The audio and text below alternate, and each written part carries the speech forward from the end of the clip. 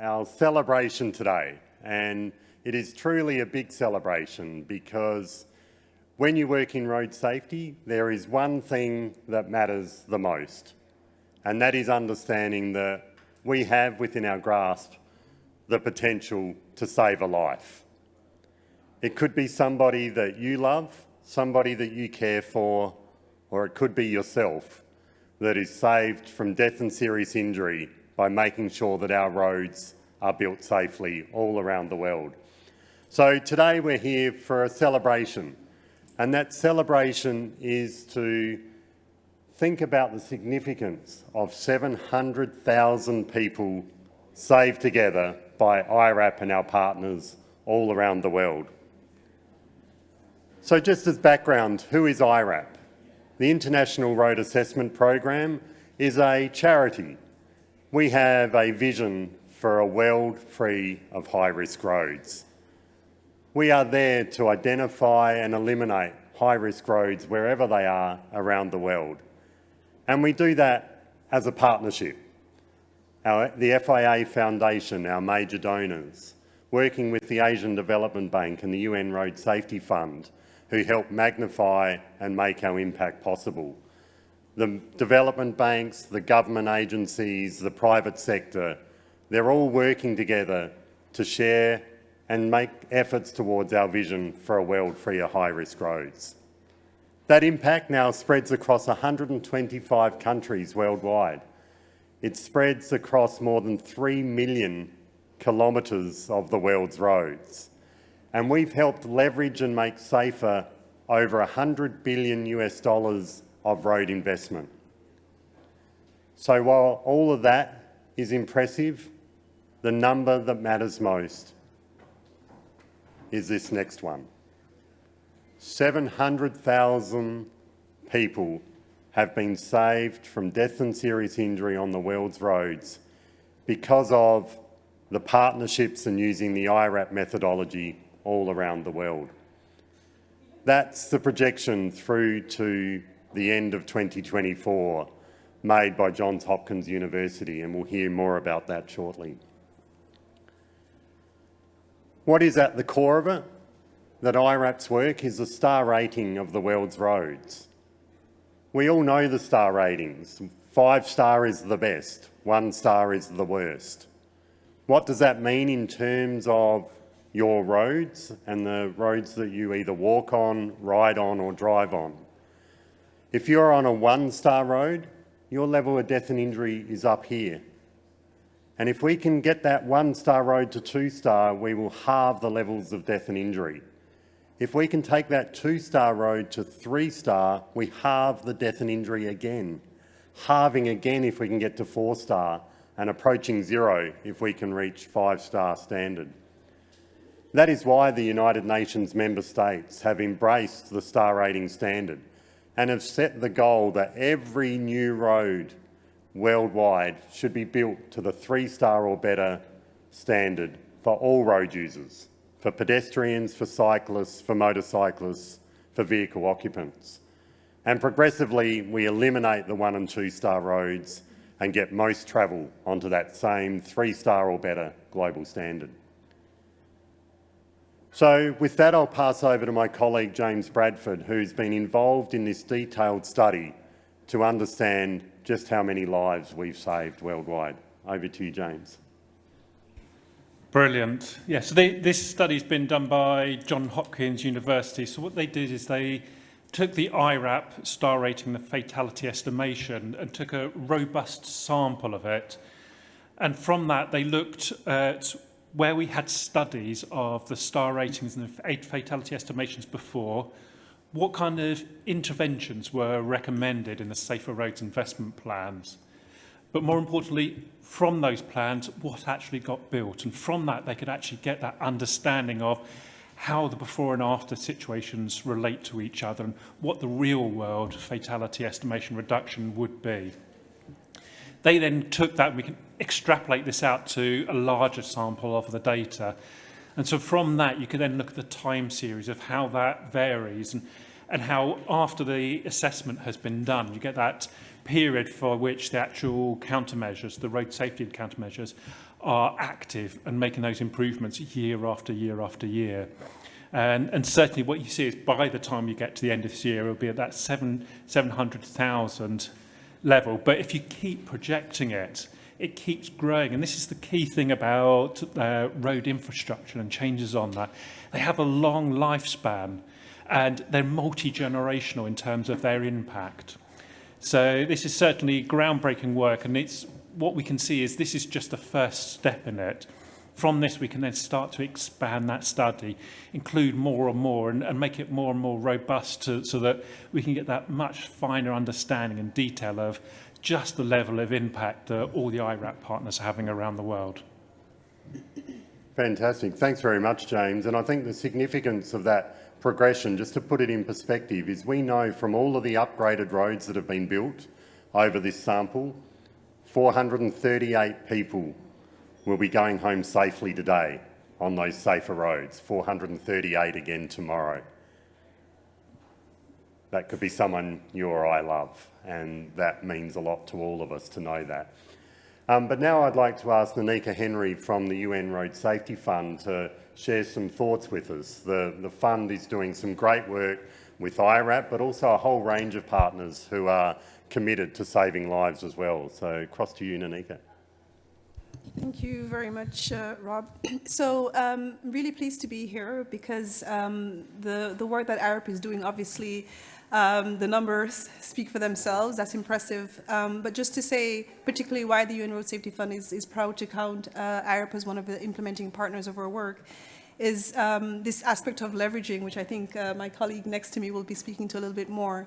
But with the work that they're doing to build a capacity around understanding where we need to improve roads, it makes it a lot more, let's say, predictable and easier for investors to consider, what kind of particular actions are required on improving road infrastructure in developing countries in particular. We saw at the first slide that Rob showed that there are, I think, too many partners to count, and that's just a good sign of the trust that we place in iRAP in the work that they're doing. So I just want to kind of encourage that. We have particularly good results coming out of Tanzania with iRAP taking a leadership role in building capacity of road safety assessors in that country, leaving a TANRAP program in place, which never existed before. And then we'll hear some more about some of the leveraging that happened there. The point is that we're particularly pleased with the work that you're doing, Rob, with your team. We hope that we can do a lot more together on this topic of road safety going forward. Thank you. Excellent. Thank you so much. And I think the UN Road Safety Fund is worth everybody seeing what they're doing across all aspects of road safety and the partnerships they have with many of their donors to amplify impact worldwide and be catalytic in nature, which is what the UN Road Safety Fund is there to do. Now I'd like to pass to one of our great partners, the Asian Development Bank, and Jamie Leather, who's the Chief of the Transport Division there, to share some of your success. Jamie. Thank you, Rob. The Asian Development Bank is very proud to be part of this celebration, and we have one of our projects that has used this, and you can see the numbers, but let me just highlight a few things. One, this was entitled the Shanxi Road Safety Demonstration Project. Now, I stress the demonstration. This was used to see whether it could work. But the good part about being a demonstration means that we can dramatically scale this up and replicate it across all of our developing member countries in Asia and the Pacific. And these are the kinds of numbers. It was a relatively large assistance, 344 million, but it covered over 800 kilometers of road. But in terms of the road safety impacts, the deaths were down by 33%, serious injuries by 53%. But in absolute numbers, this meant, or per year, 32 lives were saved. 868 serious injuries were avoided as a result of this. But also training. There was 2,000 professionals were trained within this program, and they can then take that training to these other, once we scale up the demonstration in other areas as well. And some of the The types of measures that were done, we did realignment of the road to straighten out some of the dangerous curves, paved shoulders to avoid the runoff at the edge, safety barriers, very important, and we do replicate this on all our projects now, speed limits, particularly in certain areas, traffic calming measures, but I particularly like the pedestrian facilities that were put there in there, the interaction between vehicle traffic and pedestrian or vulnerable road users, and that's why we see such staggering numbers from this project, but this project part of those 700,000 lives that have been saved. Thanks, Rob. No, fantastic work, and you can see that impact that the Asian Development Bank has as being a leader and actually encouraging and building that capacity that lasts beyond the project. And as you say, that demonstration project will save lives in a whole range of different ways beyond that impact there directly in Shaanxi. So just, I know some of the journalists with us today are from across the world, so I was keen to share some other examples where in Mexico the government there has been doing a great job. They assessed their whole network. They then implemented a whole range of safety interventions right across the country. Really low-cost treatments as well, and that's the key thing with road safety is you can invest small amounts and get high returns and save lots of lives, and that is pretty powerful. And they saw that investment lead to a 52% reduction in fatalities on just that one road from Querétaro, and 17% lift in the 3-star or better nationally. So they could measure it and actually celebrate that success as those roads were ramped up to the UN standard of 3 stars or better. And the national training program has now led to what will very soon be launched in Mexico, when MexiRAP will actually be launched in June to actually build that local program that can expand their impact in Mexico.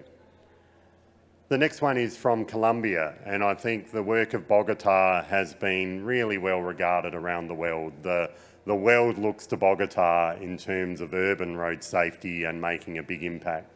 That's been supported by the Global Road Safety Facility and Bloomberg Philanthropies and obviously the local partners in Bogotá. They have used that to particularly improve safety for pedestrians and cyclists right across the city. We've seen over 200 kilometres assessed. The deaths are down by 22%. We've got lots of people trained, and we've seen these changes in the speed limits and the infrastructure standard right across the city. And you can see just some of that powerful imagery of 3-star roads becoming 4-star, 2-star roads being elevated to 3-star. And again, that's leading to a halving of death and injury on those road sections. So amazing impact there in Bogotá. This one is the one that Nanika was talking about in Tanzania. UN Road Safety Fund supported, but it also leveraged significant investment from the World Bank. And that was on the Dar es Salaam bus rapid transit. Significantly, some of the work that was done there actually identified that they were about to build some facilities that would be 1 or 2 star for pedestrians walking to the BRT stations. By bringing in the star ratings of the designs, so you can star rate the design drawings and actually fix it before it was built. And they actually ended up with 5-star outcomes for pedestrians, for those making access to the BRT, and then safety for the BRT corridor itself. 33 deaths down to 7. That's worth celebrating. And they hit that 3-star or better standard for everyone. In India, again, World Bank and Global Road Safety Facility supported Bloomberg Philanthropies involved in the Indian government there in Karnataka. And that led to these upgrades along the corridor. What I love about this project is they brought in the star rating standard, and the engineers working on the project, he or she was actually looking at their designs, and they actually became competitive. Who could make it to 3-star? Who could get to 3.5-star? Who could get to 4-star? So suddenly they had a goal, and given engineers a goal, and they do a very good job of reaching it. And so by being able to measure safety performance, they're actually able to celebrate their success. And again, we can see injuries reduced by 42%, 54 lives saved per year in India. a lot of people going home safely to their loved ones. And one from Australia. This one I think is important because it was investment that was made by an insurance company, a monopoly insurer in Australia that has to deal with the claim costs when somebody is brain injured, when they suffer quadriplegia or limb fractures, they care for every cost. And they've been investing billions to upgrade the roads and take them from 2-star to 4 and 5-star. And you can see there, their investment plan took it from 2.9-star to 4.5-star. Significantly, they've had 74% fewer hospital bed days. What does that mean for the way in which our health resources can focus on other problems and lifting that burden from the health system? So a huge success there from the TAC and the Victorian government in Australia. But again, the key thing about this 700,000 deaths and serious injuries saved worldwide is it's a partnership effort. iRAP do not upgrade the roads. It's the partners who upgrade the roads. It's the development banks who finance those roads or the governments themselves. It's the partners like UN Road Safety Fund who help create that catalytic impact. It's all of us together that can share this celebration of 700,000 people saved already. And as James said, 3.2 million will be saved by the end of the effective life of the treatments that have already been built. 438 people today, 438 people tomorrow. So today is a celebration, and I'd like us all to give a big round of applause to celebrate 700,000 saved together.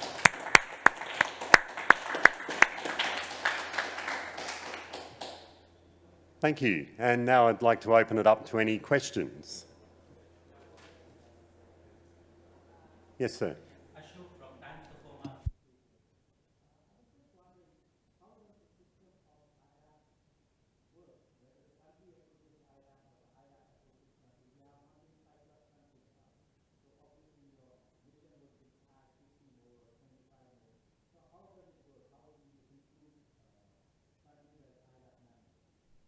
Yeah, thank you for that question. So around about how we basically bring new countries into the program. iRAP's a charity, so everything we provide is for free. So it is there for every country to call their own and to build their own capacity and really make it theirs and to build it into their national program. So certainly the door is open for everybody. The way in which we've been building that support is often with the development banks who will be doing demonstration projects. So the local engineers, the local road agencies can understand how it works. Once they understand it, they can embrace it and really take that forward into all of their investments in the country. So typically what happens is there'll be a pilot project that will get things started, and now the program's so big and so well tested that people just knock on our door and we say, yes, we'll help you. So everybody is welcome at that door. And then we look at a pilot project that will look to build capacity, things like the 10-step plan that was rolled out in Tanzania and is about to start in Senegal. That helps build a lot of that sustainable capacity for the program. And then as the program matures, we encourage you to call it your own. So Brazil RAP. It means local people in Brazil lead and run that program. Chile RAP is under development. Mexi RAP is about to be launched. India RAP is up and running. China RAP's up and running. Thai RAP's up and running. South Africa RAP's up and running. So when they get that local governance in place, then we really help them brand it for themselves, and they can all be very proud of their own national program. And we help them every step of the way to get to that point and to help them celebrate every life-saving success that they have. Thank you for the question. Mr. Perkins. I was just going to ask about the Australian figures. Was the improvement for the entire route network of Victoria? So that was their top 20. So what they did is identified the highest risk sections across the country, across the state of Victoria, and then targeted upgrades to those top 20 sections. So that analysis there was their return on investment for those top 20 locations. They're now expanding that and going to further sections, having proven it, and to see its impact on claims, on hospital bed days, and the reduction in death and injury. So that success is now being extended across the rest of the network. And they're also bringing in speed limit changes on some of the lower volume roads where the engineering treatments are less viable. So they can still deliver the 3-star or better safety outcome at an affordable level for the state and for the community. So yeah, they're now in that expansion stage. But again, key part there is they're an insurer. They're investing in it because it's going to save them lots of money. It's a win-win and a real example for others to be guided by. Yes. Yes. Yes. I wanted to ask you something about India, because India clocks the highest number of road deaths every year. It's like 1.5 lakh, 150,000 lives lost a year. Is this program there in India, or what's the status like? And that the global community in every summit they have been trying to sort of pledge reducing 50% of accidents or fatalities by certain time. Right now it's 2030. So what do you have to say about that? What are the challenges to that? And does it look achievable? Is it even a realistic target?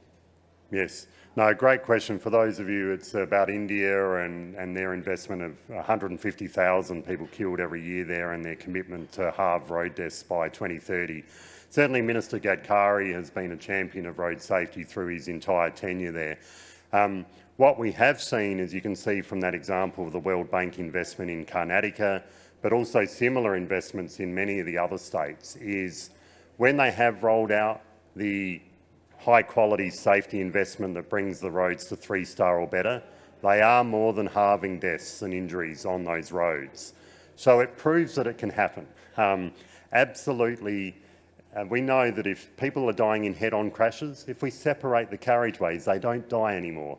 If they're dying running off the road and hitting trees or other obstacles, if we protect those hazards, they go home safely. For pedestrians in the urban areas, likewise, slower speeds, sidewalks, safe crossings. They're all proven. They work, and they can work on scale. So what we've seen in India is the investment that has been rolled out is truly working.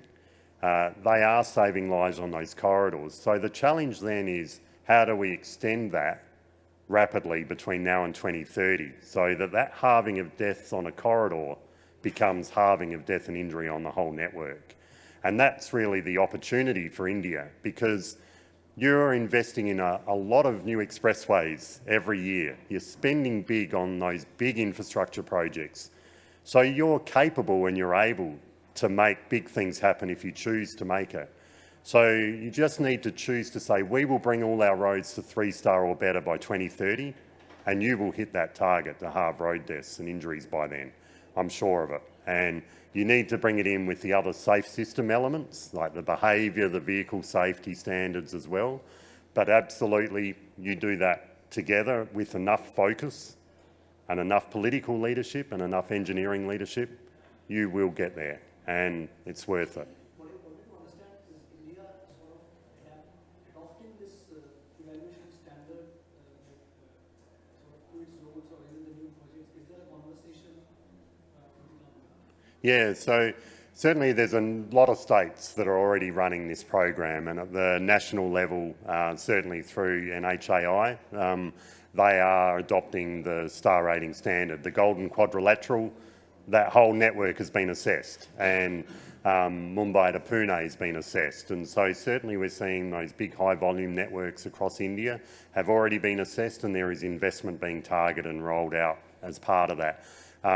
Not all the states are involved yet, so that comes down to state level leadership and guidance. We also know the World Bank and the ADB are investing heavily. Maybe Jamie, do you want to touch on that? Still in discussions, but this one is quite interesting, because quite normal we would put in the safe system surrounding a piece of infrastructure. What we're discussing jointly with World Bank to support the Indian government is the non-infrastructure sides. So it's the other components of that safe system. And I think that would be the first time that development organizations have supported the government primarily focusing at road safety in the non-infrastructure side. And again, a demonstration, if that goes ahead, it will have huge implications for many countries across the world. And I think the important part of that, it's very programmatic spending, isn't it? It's results-based financing. Excellent. No, thank you.